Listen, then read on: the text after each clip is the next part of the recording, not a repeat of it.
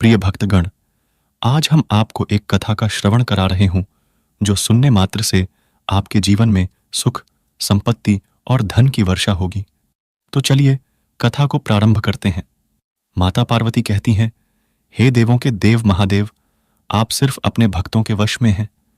फिर भगवान शिव कहते हैं, हे देवी, मैं तो आपके भी वश में हूं। फिर माता पार्वती कहती हैं, हे प्राणनाथ, पहले आप अपने भक्तों के वश में हैं। फिर भगवान शिव कहते हैं, वह कैसे देवी? फिर माता पार्वती कहती हैं, हे प्राणनाथ, मैं आपके एक भक्त की कथा सुनती हूं। फिर भगवान शिव कहते हैं, अच्छा देवी, कहीं आप मेरे भक्त भोला की बातें तो नहीं कर रही हैं? हाँ प्राणनाथ, मैं उसी भोला भक्त की बातें कह रही हूं।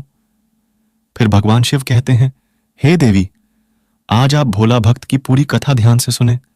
अगर आप यह कहानी सुन रहे हैं तो पूरा सुनिए। इस कथा को आधा अधूरा छोड़कर जाने की गलती मत करिएगा, क्योंकि इस पवित्र कथा को पूरा सुनने से मनचाहा फल की प्राप्ति होगी। इसलिए इस कथा को पूरा सुने। आप शिव भक्त हैं तो भोलेनाथ का अनादर न करें। एक समय की बात है, भोला का जन्म काशी नगरी नामक गांव में हुआ था। उनके पिता महेश्वर एक साधारण किसान थे जो विक्रम तिवारी के नाम से अपने परिवार का पालन पोषण करते थे। खेतीबाड़ी के साथ साथ उनके पास कई बैल भी थे। भोला के परिवार के कुलगुरु पंडित त्रिलोकी जी थे, जिन्हें शिवलिंग में बहुत आस्था थी और वे जहां भी जाते शिवलिंग को साथ ले जाते थे। एक दिन तीर्थ यात्रा से लौटते समय पंडित त्रिलोकी जी कुछ दिनों के लिए अपने यजमान भोला के घर ठहरे। भोला के पिता ने पंडित त्रिलोकी जी की बहुत सेवा की। श्रद्धालुओं पंडित त्रिलोकी जी का रोज का नियम था कि वे सबसे पहले गंगा में स्नान करते थे। गंगा स्नान के बाद वे अपनी झोली से शिवलिंग को निकालते, उन्हें आसन पर बिठाते, उनका जल अभिषेक करते और उन्हें भोग लगाते थे और इसके बाद ही कुछ खाते पीते थे। पंडित जी तब तक अन्न का एक भी दाना नहीं खाते थे जब तक वे भगवान शिव जी को भोग नहीं लगा देते थे। जब बालक भोला त्रिलोकी जी को यह सब करते हुए देखता तो उसे बहुत आनंद आता था। जब पंडित जी शिवलिंग जी को भोग लगाते और फूल चढ़ाते, उस समय भोला पंडित जी के पास ही खड़ा रहता और शिवलिंग को देखता रहता था। उसे पंडित जी को शिवलिंग की सेवा करते देखकर बहुत खुशी होती थी। कुछ दिनों बाद जब पंडित जी जाने लगे तब भोला बहुत उत्सुक हो उठा और शिवलिंग यानी भगवान शिव को पाने की जिद करने लगा। कहने लगा कि उसे भगवान शिव जी चाहिए। पंडित जी ने जब अनजान बालक की बातें सुनी तो वे दुविधा में पड़ गए। पंडित जी अपने भगवान शिव जी को उस छोटे बालक को कैसे दे सकते थे? पंडित जी ने छोटे भोला को समझाने की बहुत कोशिश की और कहा, बेटा तुम अभी छोटे हो, तुमसे इनकी सेवा नहीं हो पाएगी। जब तुम बड़े हो जाओगे तो हम तुम्हें एक अच्छे शिवलिंग ला कर देंगे। भोला ने कहा, नहीं, मुझे तो अभी चाहिए, मुझे वही शिवलिंग चाहिए। जब उनके माता पिता ने उन्हें जिद करते देखा तो भोला के पिता ने समझाया, बेटा हम किसान हैं, हमसे पूजा पाठ नहीं होगी, हम तो सादगी से खेती करने वाले हैं। पूजा पाठ तो पंडितों के लिए है, इसलिए जिद छोड़ दो और पंडित जी को जाने दो। लेकिन भोला पर इसका कोई असर नहीं हुआ। वे और भी जोर से रोने लगा और शिवलिंग को पाने की जिद करने लगे। भोला के रोने की आवाज सुनकर आसपास के कुछ लोग भी आ गए।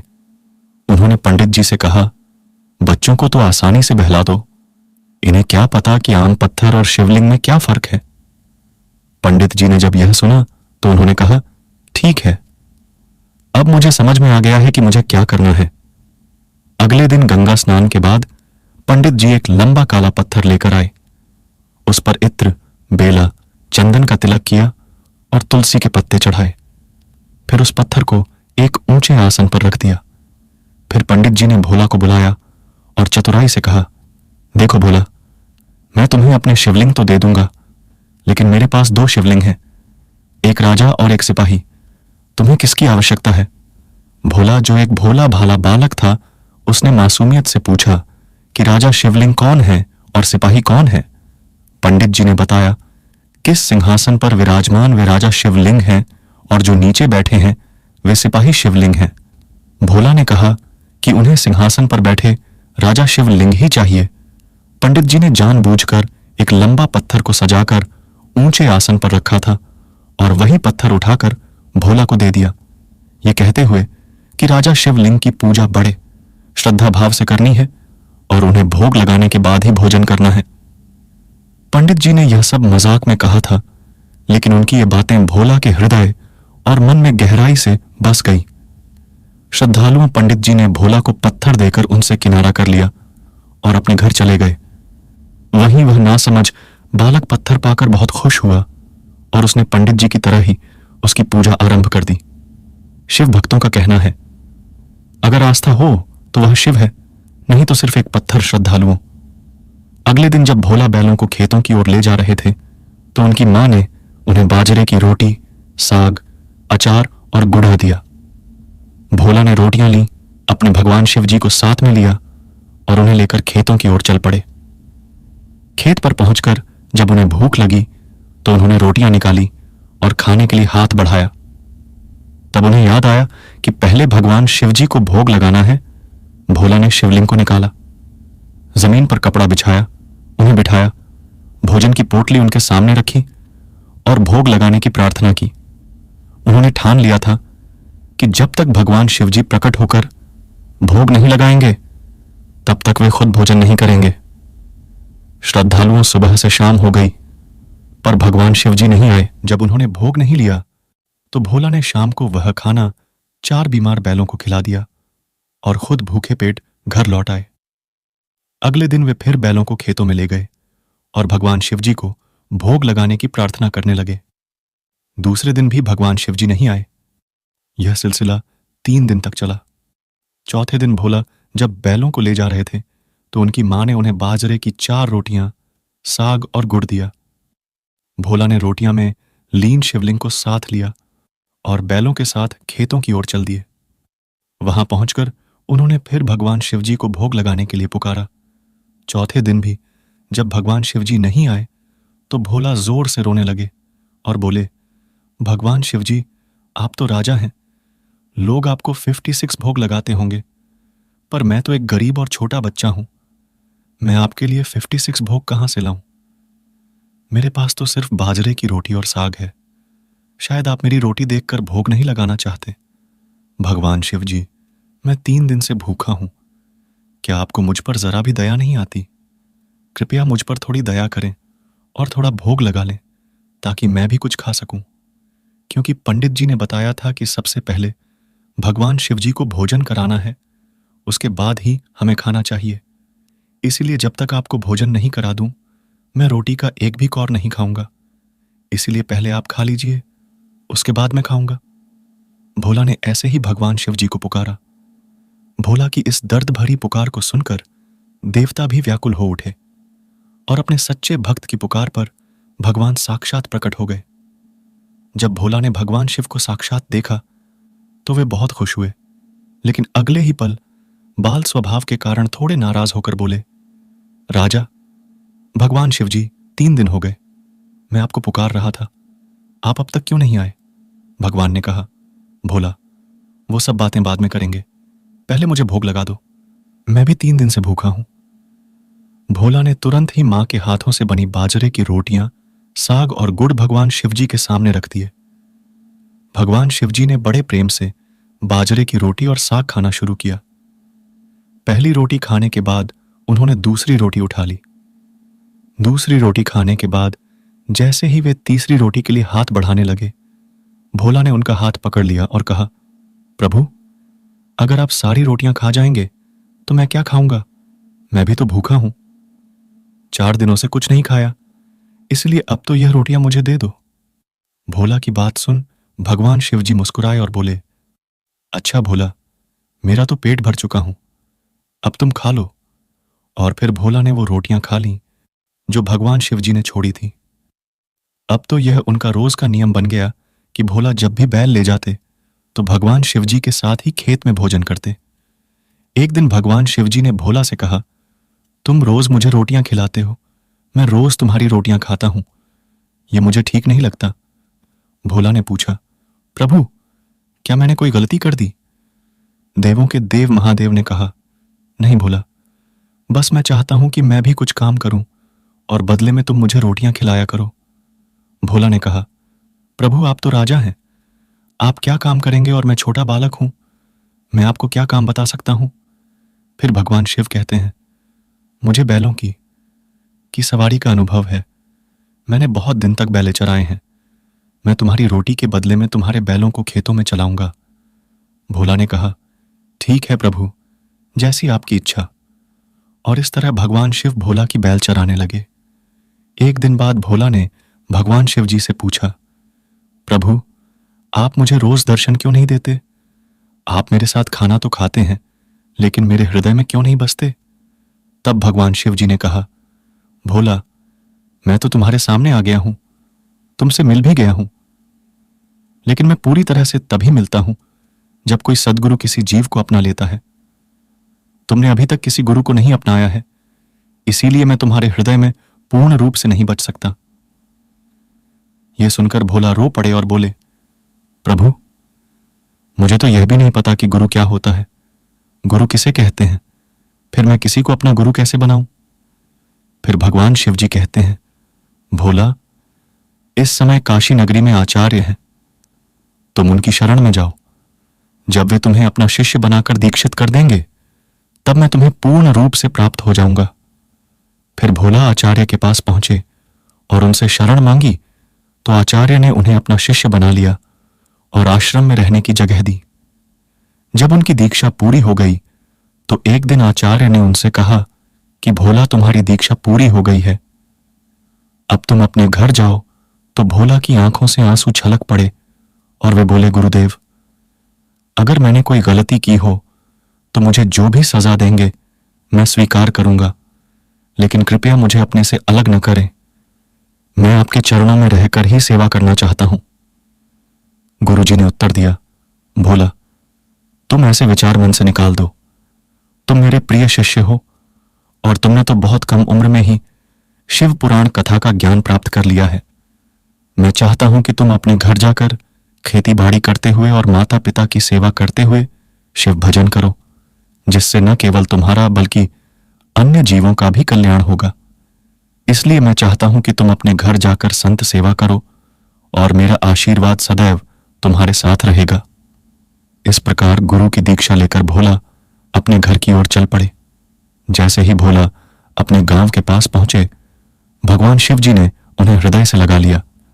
भगवान शिव जी के प्रेम से जो खुशी भोला को मिली, उसे देखकर माता पार्वती देखकर बहुत प्रसन्न नजर आई। एक दिन पंडित त्रिलोकी भोला के घर आए और उन्होंने एक युवक को देखा जो तिलक लगाए और रुद्राक्ष की माला पहने आंगन में बैठा था। पंडित जी ने जब भोला के पिता से पूछा कि यह बाल योगी कौन है, तो उन्होंने बताया कि यह उनका पुत्र है जो बचपन में शिवलिंग के लिए जिद करता था। पिता की बात सुनकर पंडित जी भोला के पास गए और पूछा, कैसे हो भोला भगत? सब ठीक है।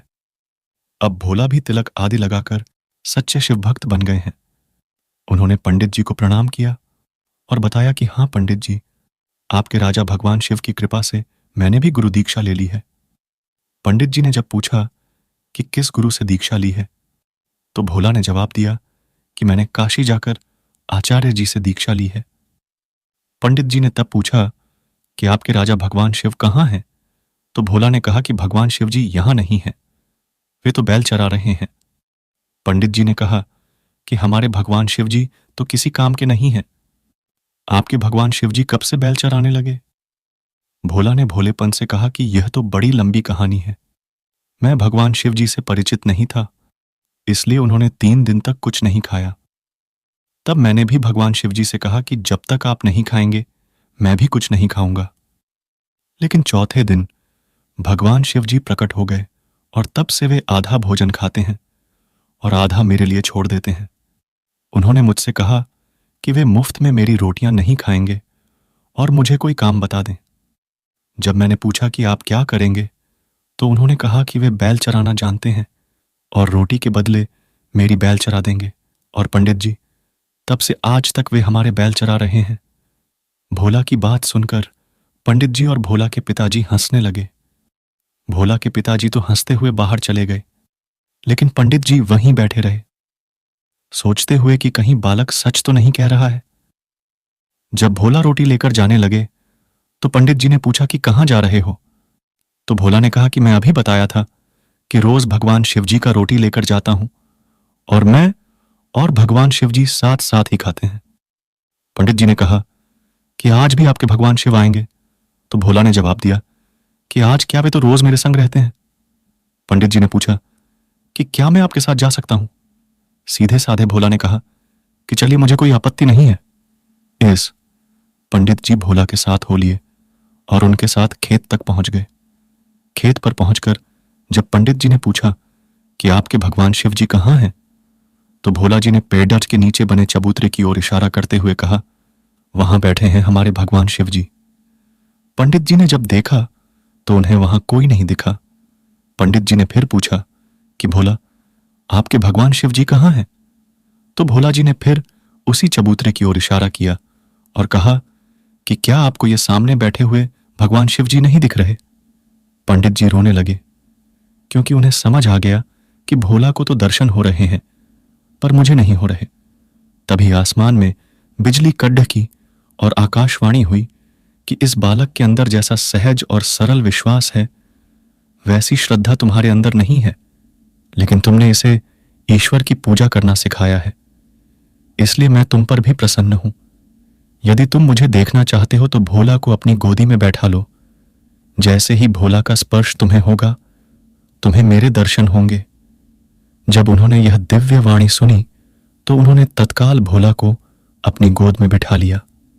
पंडित जी ने जैसे ही भोला को गोद में बिठाया, उन्हें भगवान शिव जी के दर्शन हुए। भगवान शिव जी के दर्शन पाकर पंडित जी अत्यंत प्रसन्न हुए और ओम नमः शिवाय का नाम लेते हुए वन की ओर चले गए। भोला संतों की बहुत सेवा किया करते थे। जब भी कोई साधु उनके गांव में भिक्षा के लिए आता तो भोला उन्हें अपने घर ले आते और बड़े प्रेम से उनकी सेवा करते और भोजन कराते। संतों की सेवा के कारण अब उनके घर में दूर दूर से साधु आने लगे। भोला उन सभी की सेवा प्रेम से करते और उन्हें भोजन कराते। एक दिन भोला के पिताजी ने उनसे कहा कि हम गृहस्थ हैं, महीने में 1-2 बार साधु आ जाए तो ठीक है, लेकिन तुम्हारी इन साधुओं से दोस्ती ऐसी हो गई है कि हर दूसरे दिन कोई ना कोई साधु आ जाता है। अगर तुम अकेले भी आते तो कोई बात नहीं थी, पर तुम और भी लोगों को साथ ले आते हो, यह सही नहीं है।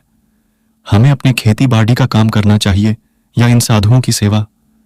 तुम अभी छोटे हो, कुछ कमाते नहीं हो, तुम्हारा पालन पोषण भी हम ही करते हैं और तुम ऊपर से साधुओं को घर ले आते हो। इन निठल्ले साधुओं की सेवा करना हमें उचित नहीं लगता, इसलिए तुम मेरी बात ध्यान से सुन लो। अगर आज के बाद तुम किसी भी साधु को घर में लेकर आए तो मुझसे बुरा कोई नहीं होगा। उन साधुओं के साथ तुम्हें भी घर से निकाल दूंगा। अगर तुम्हें साधुओं की सेवा करनी है तो पहले कुछ कमाओ, फिर अपनी कमाई से करना। पिताजी की यह बात सुनकर भोला उदास हो गए और चुपचाप खड़े हो गए। फिर पिताजी ने उन्हें डांटते हुए कहा कि आज के बाद किसी भी साधु को घर में न लाना और जाओ, खेत मैंने तैयार कर दिया है। गेहूं की भरी हुई बोरियां वहां रखी हैं, उन्हें बैलगाड़ी में ला दो और खेत जोत कराओ। भोला ने चुपचाप गेहूं की बोरियां बैलगाड़ी में रखी और बैलों को जोड़कर खेत बोने के लिए चल दिए। भोला जब बैलगाड़ी लेकर थोड़ी दूर पहुंचे तो रास्ते में उन्हें साधुओं का एक समूह भजन कीर्तन करते हुए मिला। भोला ने बैलगाड़ी रोकी, उतरे और सभी साधुओं को प्रणाम किया। सभी संतों ने उन्हें आशीर्वाद दिया। फिर उन्होंने पूछा, बालक, बैलगाड़ी में बोरियां भरकर कहां जा रहे हो? भोला जी ने जवाब दिया, महात्मा, खेत तैयार है और मैं उसमें गेहूं बोने जा रहा हूं। आप लोग कहां जा रहे हैं? साधुओं ने कहा, हम लोग काशी जा रहे हैं। फिर साधुओं ने पूछा कि हमने सुना है कि इस गांव में आचार्य जी के एक शिष्य भोला भगत हैं, जिन्हें बचपन में ही भगवान के दर्शन हो गए थे और वे एक महान शिव भक्त हैं। लोगों ने तो यह भी कहा है कि भगवान शिव उनके साथ खेलने आते हैं, इसीलिए हम सभी साधु उनके दर्शन के लिए जा रहे हैं। यह सुनकर भोला शर्म से नीचे देखने लगे और संकोच में पेडीडीच गए। उन्होंने कहा कि लोग मुझे ही भोला भगत कहते हैं। संतों ने कहा कि भगवान शिव ने हम पर कृपा की है कि हमें जिससे मिलना था वह हमें रास्ते में ही मिल गए। आप वास्तव में वैसे ही भक्त हैं जैसा हमने सुना था। आप में कितनी विनम्रता है। चलिए, अब हम आपके घर चलते हैं और वहां बैठकर आपसे चर्चा करेंगे। लेकिन भोला ने सोचा कि आज ही उनके पिताजी ने साधुओं को घर लाने से मना किया था, और अगर वह आज साधुओं को घर ले जाते हैं तो पिताजी नाराज होंगे। इसीलिए भोला ने साधुओं से कहा कि घर में कोई नहीं है और वह खेतों की ओर जा रहे हैं, इसलिए वे भी उनके साथ चलें और वहां पेड़ डेज की छांव में दाल चूरमा बनाएंगे और एकांत में शिव चर्चा करेंगे। संतों ने सहमति जताई और भोला ने उन्हें बैलगाड़ी में बिठाकर खेतों की ओर चल दी। खेल पहुंचकर उन्होंने साधुओं को पेड्ढे की छांव में बिठाया और उनसे कहा कि वे विश्राम करें जब तक वह भोजन की व्यवस्था करते हैं। साधुओं ने कहा कि वे तब तक शिव नाम जप करेंगे।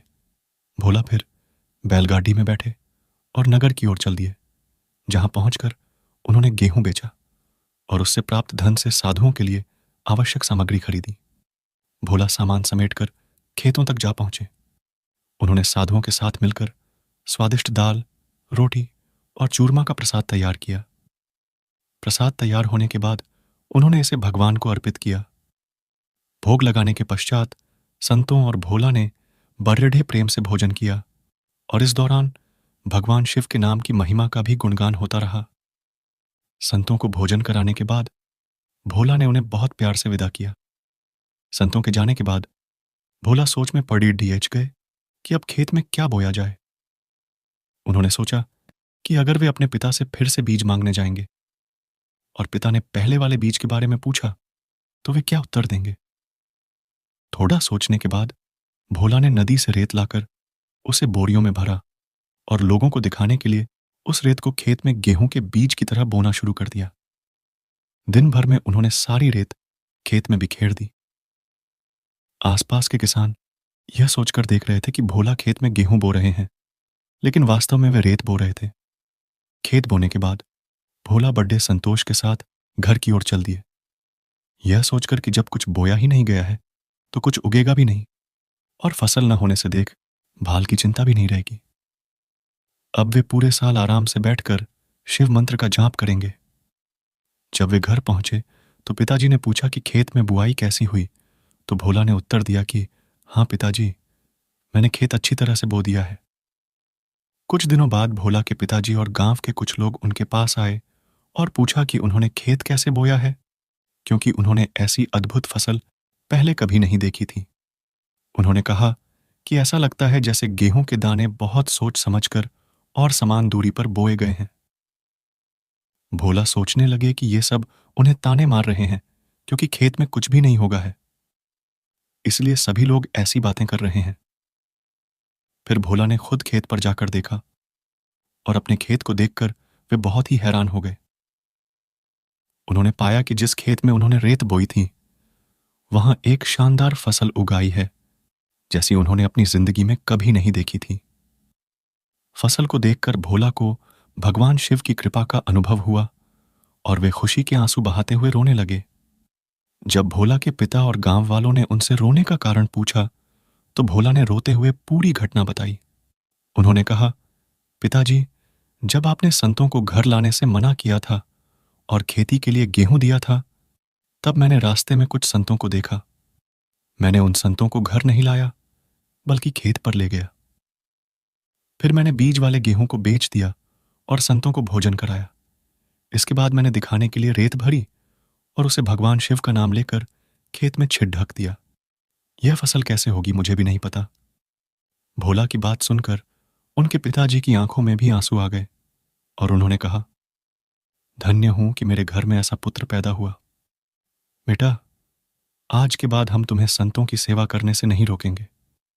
तुम खूब साधुओं को बुलाओ, खूब सेवा करो। हम अब कभी मना नहीं करेंगे, और न सिर्फ यह, आज से मैं भी भगवान शिव की भक्ति करूंगा और तुम्हारे साथ संतों की सेवा करूंगा। उस दिन के बाद से भोला और उनके परिवार ने संतों की सेवा शुरू कर दी। कुछ समय बाद जब फसल काटने का समय आया तो उस फसल से पहले से 50 गुना ज्यादा गेहूं निकला। गेहूं इतना ज्यादा था कि भोला के घर में रखने की जगह नहीं बची। जब गांव वालों ने इतना अधिक अन्न का भंडार देखा तो सभी लोग हैरान हो गए। अब भोला और उनके परिवार ने अपनी सामर्थ्य के अनुरूप साधुओं की सेवा और भगवान भोलेनाथ की आराधना शुरू कर दी। उनके घर में संतों का आना जाना लगा रहता था और बढ़ी संख्या में संत समूह उनके घर आते थे। भोला बड्ढे प्यार से संतों का सत्कार करते थे। जब भी वे खेतों में फसल बोते तो हर बार उन्हें अच्छी उपज मिलती। भोला अपने गांव के प्रमुख किसान बन गए थे। गांव वाले उनके कामों को देखकर उन्हें संत मानने लगे और उनके खेतों की मिट्टी को भी चमत्कारिक मानने लगे। जिनके खेतों में अच्छी फसल नहीं होती थी, वे भोला के खेतों की मिट्टी ले जाकर अपने खेतों में डालते, जिससे उनकी भी फसल बढ़ने लगी। भोला की जय जयकार होने लगी। एक बार भगवान महादेव ने भोला की परीक्षा लेने का निर्णय किया। क्योंकि वह एक समृद्ध किसान बन चुका था, इसलिए भोला के गांव अकाल पड़ गया। अकाल के कारण गांव और आसपास के लोग भोला के पास मदद की आशा में आने लगे। भोला ने भी इस संकट के समय में अपने घर का अन्न दान करना शुरू कर दिया। कोई भी जरूरतमंद उनके घर से खाली हाथ नहीं लौटता था। धीरे धीरे उनके घर का अन्न भंडार खत्म होने लगा। लेकिन भोला ने ठान लिया कि जब तक उन